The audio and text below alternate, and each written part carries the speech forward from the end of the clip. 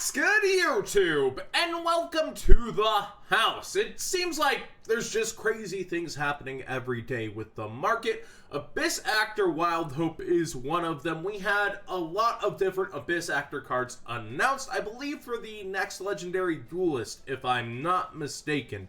So these Abyss Actors actually seem pretty good. The ability to take your opponent's monsters with relative ease, the ability to destroy your own Abyss Crypts and replace. There's a lot going on with it that seems very interesting. This deck was underestimated once before. My roommate, actually, Jackie, managed to show off what it could do at the ARG Circuit Series, so it should be interesting to see if this deck gets underestimated again and comes full out, but the market's not underestimating Wild Hope by any means, completely bought out to the tune of $5.50 versus previous market price of almost $2. Coming over to eBay, only pretty much foreign copies are available. Pretty crazy stuff, but I do expect to see this even out somewhere. How many people are really going to be raising the curtain and being an Abyss Actor? I certainly don't know, but I do know that this deck does have actual potential. We'll see how it works under Master Rule 4.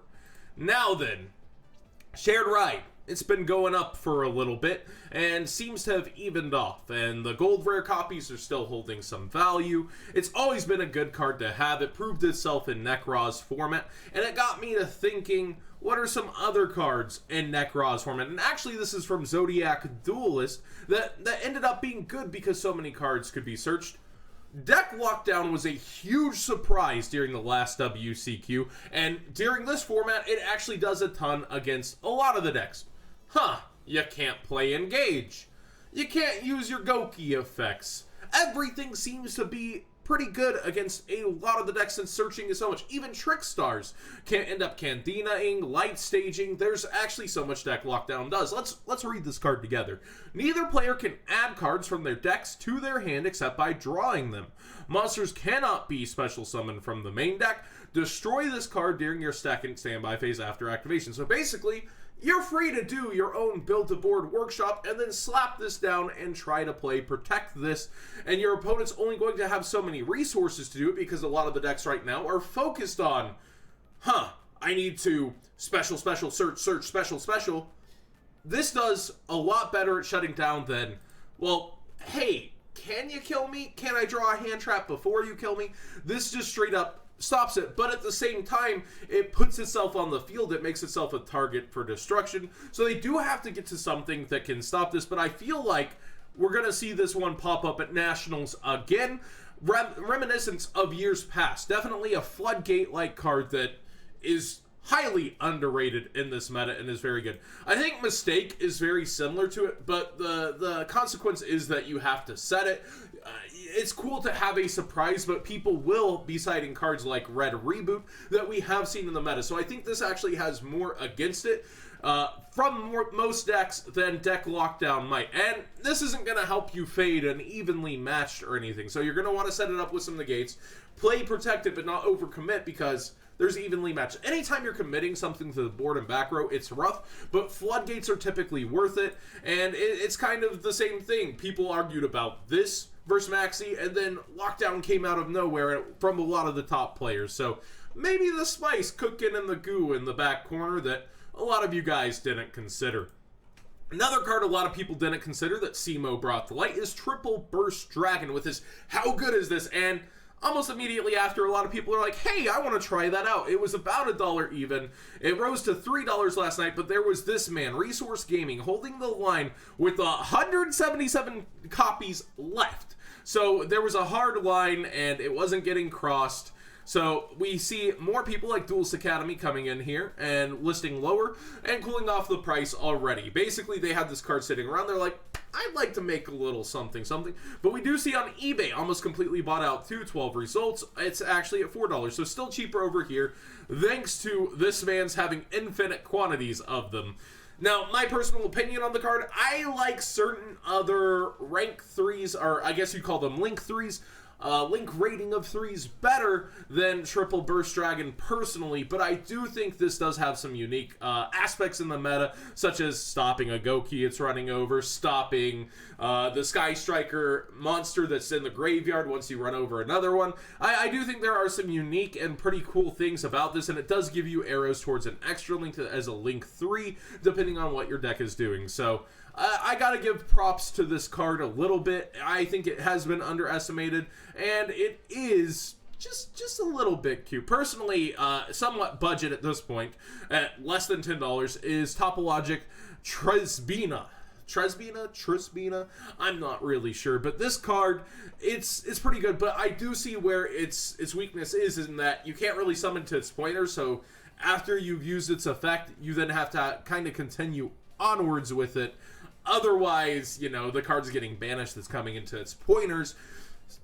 So it's not the best up the tree card, whereas this card can help you up a tree because it gives you arrows, it's doing something for you. Whereas this is more, hey, I'm going to take care of all those macros. Oh, you didn't think I had this for your deck locked down kind of thing. So I personally would still play this in my extra deck, but I do see the points and merits to this.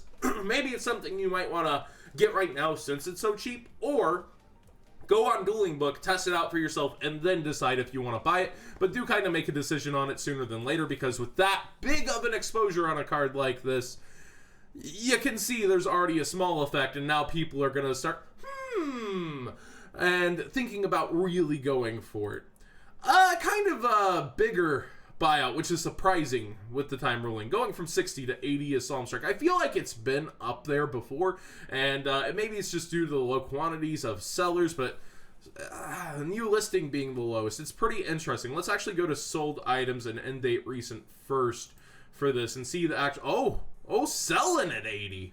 Ooh, June 6, sales at 74. So there are actual sales happening this high for over June 6th again. Accepted at 80. It's pretty up there.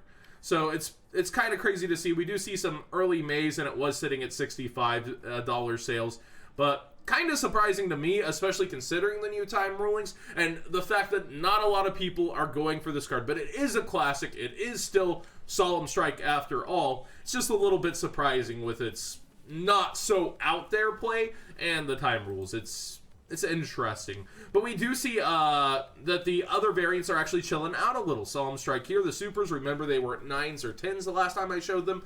Down towards 7. It's just from there not being played as much. It's still a great side deck option at times, but if you're siding it in, you're taking life points in a game where you might not have won the first one, even if you're setting up to go second. So be considerate of your time. A lot of people are kind of backing away due to the new time rulings, and it's such a shame that such a card that's able to be reactive like that and is so good ends up in that position due to that ruling. Just going through here, it seems like I'm on this page every market watch.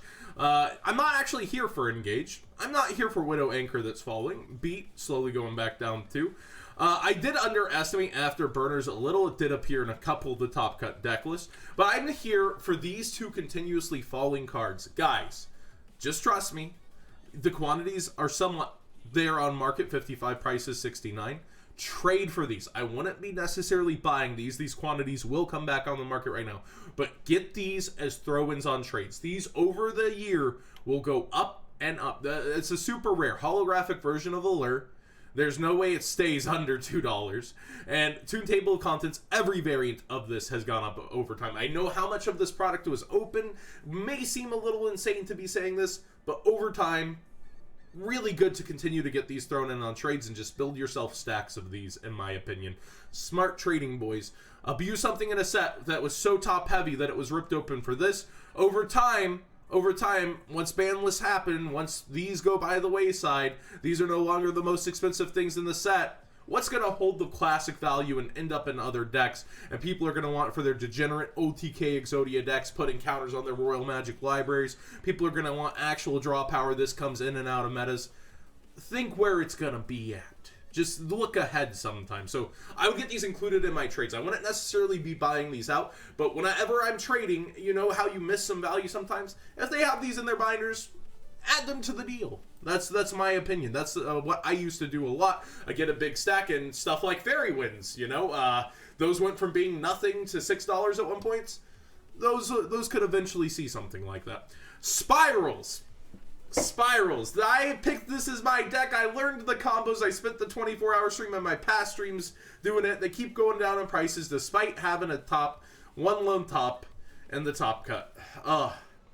This card is just the biggest glass cannon to the hand traps. I overestimated its ability to recover. I can play through like an Ash Blossom, but the amount of times I'm getting double hand trapped in a turn, it's too much for this deck, whereas Goki's, Trick Stars, the other decks have recovery from that. This deck does not have recovery from that. It doesn't have the playback. And a lot of people are seeing that and going to the more consistent decks. So this builds some of the most impressive boards. It does so much, but Goki, I feel like, just does it a little better with the ability for playback. And a lot of people feel the same. You've seen this going down quickly, this going down quickly.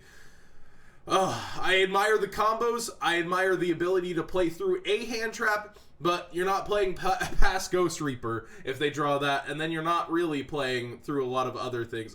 It just hurts to say it. I spent so much time on it. I know other people probably did too, learning it. But in terms of the decks, this just doesn't seem to be the deck. Cheaper still over here if you want to learn it, you want to try it. I know some people, the WCQ, will still be playing this, and maybe I'm underestimating it a little by saying it, but man, dude, hand traps really shut this one down. Speaking of hand traps, we got a cheap one creeping on down here. $1.25, guys. The deals are so real for Sci-Frame Gear Gammas right now. I've seen them popping up on Dueling Book and actually being effective. It makes people actually consider when to drop it. They're like, all right, I'm gonna wait here and use my Gamma after they've committed something to the board so they can't Gamma my Gamma. That kind of thing. Like, I'm actually seeing it pop back up here and there. Although you still have to play Driver, which is a brick, making this not my favorite hand trap. I still feel like this is a really good buy at its price point. It's really cheap. It's a good deal. And you will see a lot of budget players, you know, you have to spend flight, hotel, food. A lot of budget players might end up going with this for the WCQ. So something to consider if you're, you know, on a tight budget or, you know, just looking around. Again, another thing to get thrown in the deals, but I think this will eventually go up unless reprinted again. So good one. I like this. So that's today's Market Watch. What do you guys think? I really do think this is going to be popping up. I can just see if Shared Ride is there, the preventative, I feel like, becomes stronger at points, especially if you can put negates on boards. And what do you guys think of the Abyss Actors? I really do think they could do something, but I've got to wait and see some actual gameplay of it. I'm not the most educated on it yet, but I do know they were underestimated once before. It could happen again. Thanks for watching, everybody. Hopefully you enjoyed this.